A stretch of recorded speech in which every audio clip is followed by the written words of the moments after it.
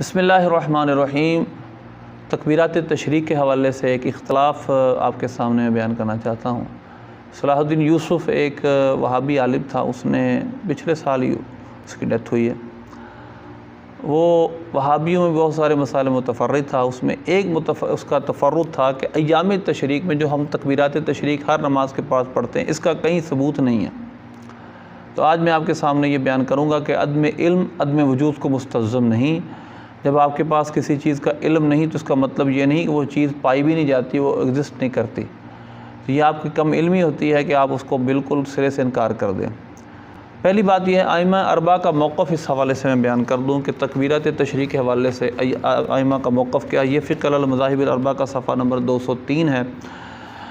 اس کے اندر صراحتاً یہ بات لکھی ہے کہ جو اتفق اثنان من الائمۃ علی ان التکبیر عقب الصلاۃ الخمس ایام العید سنۃ۔ دو امام اس بات پہ متفق ہیں کہ نمازوں کے بعد جو ایام عید کے اندر تکبیر پڑھی جاتی ہے سنت ہے۔ امام اعظم فرماتے ہیں یہ واجب ہے، اور امام مالک فرماتے ہیں مندوب لا سنت، یہ مندوب ہے، سنت نہیں ہے۔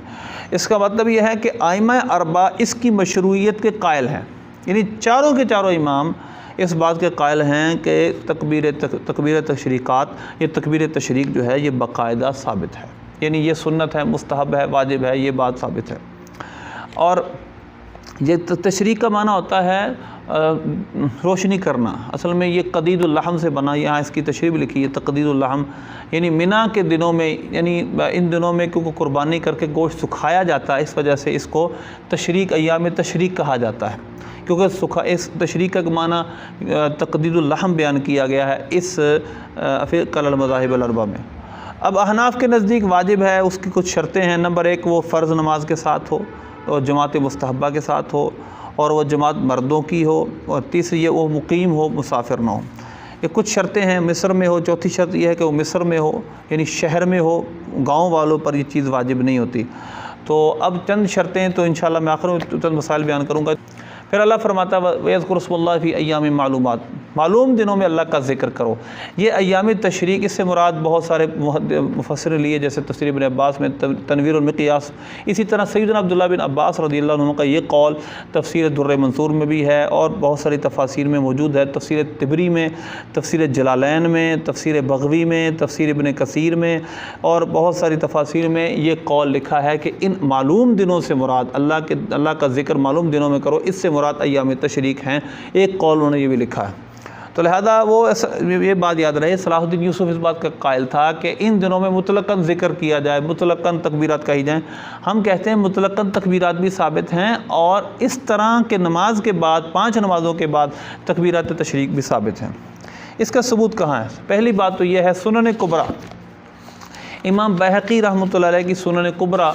اگر آپ اس کو آسان حوالہ چاہتے ہیں تو میں آپ کو آسان حوالہ یہ بتا دیتا ہوں۔ آپ کتاب العیدین اس کی کھولیں، کتاب العیدین کے آخر میں بالکل جا کر آپ کو سنن کبریٰ للبیہقی، امام بہقی کی سنن کبریٰ میں یہ حدیث آپ کو مل جائے گی کہ حضرت عبداللہ بن عمر، حضرت انس بن مالک رضی اللہ تعالیٰ عنہ یوم عرفہ کی غدو، یعنی صبح فجر سے لے کر اور پھر آخری دن تک، 13 کی آخری عصر تک اس بات کے قائل تھے کہ تکبیرات تشریق کہی جائیں۔ اسی طرح مستدرک حاکم میں 1156 نمبر حدیث۔ اور اگر آسان انداز میں اس کو آپ پرکھنا چاہیں، کیونکہ نمبرنگ میں بعض اوقات فرق آ جاتا ہے، تو آپ کتاب العیدین نکالیں، اس کے آخر میں جا کر آپ کو حدیثیں مل جائیں گی کہ عمیر بن سعید کہتے ہیں کہ میں حضرت عبداللہ بن مسعود رضی اللہ تعالیٰ عنہ ہمارے پاس تشریف لائے، اور وہ فَكَانَ يُكَبِّرُ مِن صَلَاةِ الصُّبْحِ يَوْمَ عَرْفَةَ إِلَى صَلَاةِ الْعَصْرِ مِنْ آخِرِ أَيَّامِ التَّشْرِيق۔ اور وہ کیا کرتے تھے، وہ صلاۃ الصبح یعنی یوم عرفہ کی فجر سے لے کر صلاۃ العصر تک، آخری ایام تشریق کی جو صلاۃ العصر یعنی 13 کی عصر تک وہ تکبیرات تشریق کہا کرتے تھے۔ اور یہی سوال امام اوزائی سے ہوا، مستدرک میں ہے کہ آپ رضی اللہ تعالیٰ نے بتایا کہ میں نے اپنی طرف سے یہ کام نہیں کیا، یہ حضرت مولا کائنات حضرت عبداللہ بن مسعود رضی اللہ تعالیٰ نے کیا کرتے تھے۔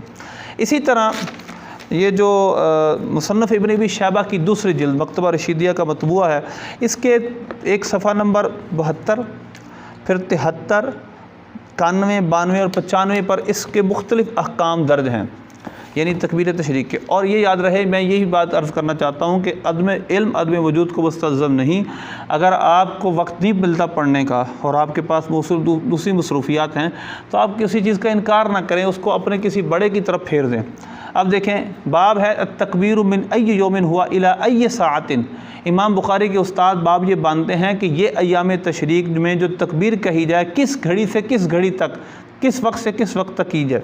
اس میں پہلی حدیث حضرت مولا کائنات رضی اللہ تعالیٰ سے لے کر آئے ہیں، آپ رضی اللہ تعالیٰ عنہ کے بارے میں ہے، کانا یکبر بعد صلاۃ الفجر یوم عرفہ الی صلاۃ العصر من آخر ایام التشریق ویکبر بعد العصر۔ آپ رضی اللہ تعالیٰ عنہ فجر 9 ذی الحجہ کی فجر سے لے کر 13 ذی الحجہ کی عصر تک، عصر کی نماز سمیت آپ تکبیرات تشریق پڑھا کرتے تھے۔ یہ آپ کی ایک سند ہے۔ دوسری سند وقی کی ہے۔ پہلی سند ابو بکر خود حدث حسین بن علی عن زائد عن عاصم عن شقیق عن علی بن عبد الاعلی عن ابی عبد الرحمن عن علی، ایک سند یہ ہے۔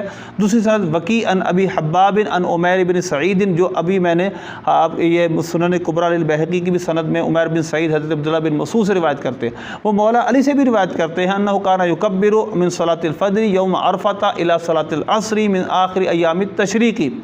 اسی طرح احوص وہ ابو اسحاق سے، وہ اسود سے روایت کرتے ہیں، کانا عبداللہ یعنی عبداللہ بن مسعود رضی اللہ عنہ۔ جب مطلق بولا جائے تو حدیث کے اندر حضرت عبداللہ بن مسعود مراد ہوتے ہیں، اور حدیث میں مطلقاً بولا جائے تو حسن سے مراد حسن بصری ہوتے ہیں۔ کانا عبداللہ یکبر من صلاۃ الفجر یوم عرفہ الی صلاۃ العصر من النحر، کہ وہ صبح فجر سے، یہ نحر یہاں یوم عرفہ سے لے کر 13 ذی الحجہ کی عصر تک، یہاں میں یوم نحر لکھا ہے لیکن اگلی حدیث میں 13 ذی الحجہ کی عصر تک آپ ہر نماز کے بعد آپ اللہ اکبر لا الہ الا اللہ واللہ اکبر اللہ اکبر وللہ الحمد پڑھا کرتے تھے۔ حضرت عمر بن خطاب رضی اللہ تعالیٰ عنہ کا قول یہاں لکھا ہے اور فرماتے ہیں، کانا یکبر من صلاۃ الغداۃ یوم عرفہ الی صلاۃ الظہر من آخر ایام التشریق۔ ان کا موقف یہ تھا کہ صبح فجر سے 9 ذی الحجہ کی فجر سے لے کر 13 ذی الحجہ کی ظہر تک اس کا وقت ہے، لیکن مفتہ بھی قول وہ عصر کا ہے۔ اسی طرح بہت سارے اور صحابہ سے تکبیر تشریق ثابت ہے، بعض ظہر سے شروع کرتے ہیں اور 13ویں کی عصر تک لے کے جاتے ہیں، لیکن یہ بات کنفرم ہے کہ سب کے سب اس بات کے قائل تھے کہ ایام تشریق کے اندر یہ جو تکبیر ہے یہ پڑھی جائے گی۔ اور حضرت مقبول سے روایت ہے انہ کان یکبر ایام التشریق، و ایام تشریق میں تکبیر کہا کرتے تھے، اور یہ مکثر روایتیں ہیں۔ حضرت ابراہیم نخعی سے بھی روایت ہے، حضرت عبداللہ بن عباس سے بھی روایت ہے، حضرت عبداللہ بن مسعود سے ایک اور روایت، ایک سند سے اور سے بہت ساری اور روایتیں بھی اس جگہ موجود ہیں۔ تو آپ جو پڑھنا چاہیں اس جگہ پڑھ لیں، اور آگے جا کر پھر مسائل لکھے ہیں۔ مثلا یہ مسئلہ یہاں جا کے لکھا ہے کہ کیا جو منفرد ہے وہ یہ پڑھے گا کہ نہیں پڑھے گا، کیا عورت یہ پڑھے گی کہ نہیں پڑھے گی، کیا قضا نماز پڑھنے والا تکبیر تشریق پڑھے گا نہیں پڑھے گا۔ آپ اس جگہ پڑھیں، آپ کو سب مسائل مل جائیں گے۔ کچھ موقف ہوتا پڑھیں گے، کچھ کہتے نہیں پڑھیں گے، لیکن بہرکیف یہ بات ثابت ہوئی کہ ایام تشریق میں جو تکبیرات پڑھتے ہیں یہ حدیث سے ثابت ہیں۔ اسی طرح کچھ مسائل اس کے پھر ضمناً ذکر کیے جاتے ہیں، بہار شریعت کے حوالے سے میں بات کرتا ہوں۔ ویسے یہ فتاوی عالمگیری ہے، فتاوی عالمگیری میں اس کے مسئلے موجود ہیں، اور ہماری ہر حنفی متداول کتاب کے اندر یہ مسئلے بحر الرائق پڑھ لیں یا بدائع و ثنائے سب کے اندر موجود ہیں۔ تکبیر تشریق ہمارے نزدیک عورت پہ واجب نہیں ہے، منفرد پہ واجب نہیں ہے جو الگ نماز پڑھ رہے اپنی۔ اسی طرح قضاء نماز پڑھے گا اس پر بھی واجب نہیں ہے۔ ہمارے نزدیک تکبیر تشریق اس پر واجب ہے جو جماعت مستحبہ کے ساتھ فرض نماز ادا کرے، یعنی وہ جماعت جو پہلی نماز اذان کے بعد جو پہلی جماعت مسجد کے اندر امام مقرر کے ساتھ ہوتی ہے اس کو جماعت مستحبہ کہا جاتا ہے، اور تکبیر تشریق اس پر واجب ہوگی جو اس میں شریک ہوگا اور مرد ہوگا۔ عورت پر بھی ہمارے مفتبی قول کے مطابق تکبیر تشریق نہیں ہے، اور مسبوق اور لاحق پر تکبیر تشریق ہے، یعنی جس کی کچھ رکھتے امام کے ساتھ چھوٹ جائیں اس پر بھی تکبیر تشریق واجب ہے۔ اور یہ کچھ اس کے مسائل تھے جو میں نے آپ کے سامنے بیان کیے۔ بہرحال تکبیر تشریق باقاعدہ ان دلائل سے ثابت ہے۔ اللہ ہمیں عمل کی توفیق عطا فرمائے، آمین بجاہ النبی۔